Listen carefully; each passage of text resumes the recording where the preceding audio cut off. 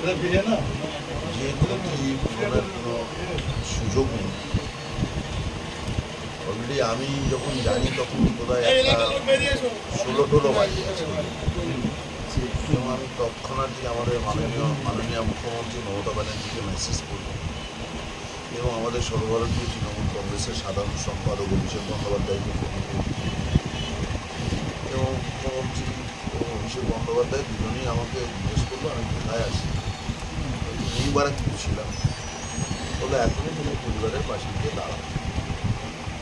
তো আমি সঙ্গে সঙ্গে চলে এসেছি নির্দেশন।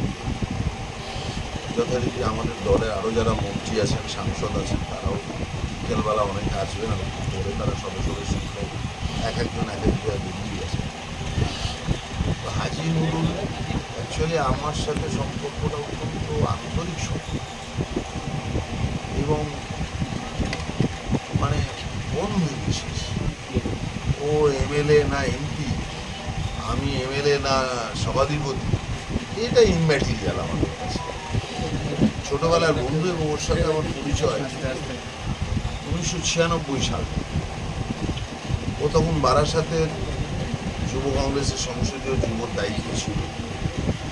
পরবর্তীকালে তৃণমূল কংগ্রেস, ও বারাসাতের সংসদীয় জেলার সভাপতি, আমি বসিরহাটের সংসদীয় জেলার যুব সভাপতি।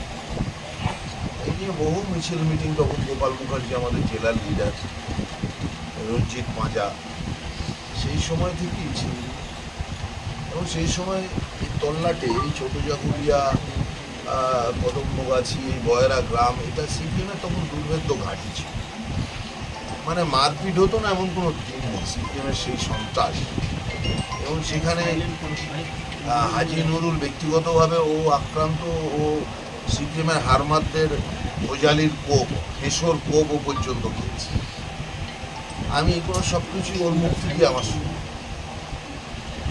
হঠাৎ করে 2009 সালে, তার আগে ওখানে লোক স্থানীয়ভাবে পঞ্চায়েতে দাঁড়াত।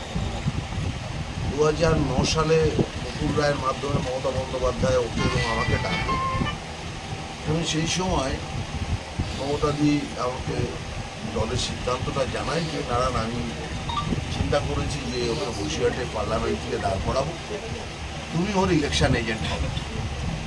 ও তো বসিরহাটটা অত ভালো চেনে না, নতুন। সেই থেকেই আর একটু নতুন উদ্দীপনা নিয়ে আমরা দুজনে বসিরহাটটাকে আমরা সাজিয়েছি। এবং ও মেরা মানে মিশুকে মানুষ। ওর বাড়িতে এই হলো ঈদের দিন নেমন্তন্ন করায়, খাবার খেতে হবে, এ করতে হবে, তা করতে হবে, এইরকম। ও এমপি হওয়ার পরে আমি আমার ফ্যামিলি নিয়ে ওর যে ফ্ল্যাট, একটি ভবন, যে আবাসন পায় গভর্নমেন্টের, সেখানেও আমি আমার বউ বাচ্চা সহ ওখানে থাকতাম। মানে সম্পর্কটা একেবারে পারিবারিক। সেই জায়গায় মূল্যবোধ দেওয়ার ভাষা। পরবর্তীকালে ও হারোয়ার বিধায়কও হলো, আবার বসিরহাটের পুনরায় সাংসদ হলো।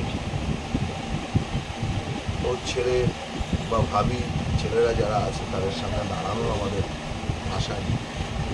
যদিও জানি যে লোকসভা নির্বাচনের সময় থেকে সে খানিকটা অসুস্থ ছিল। পরবর্তীকালে সিচুয়েশন দিন দিন আরও ডিটেরিয়েট হয়। দল সবসময় ওর পাশে ছিল। নেত্রী এবং আমাদের লিডার অভিষেক বন্দ্যোপাধ্যায় সবসময় খোঁজ খবর দিত।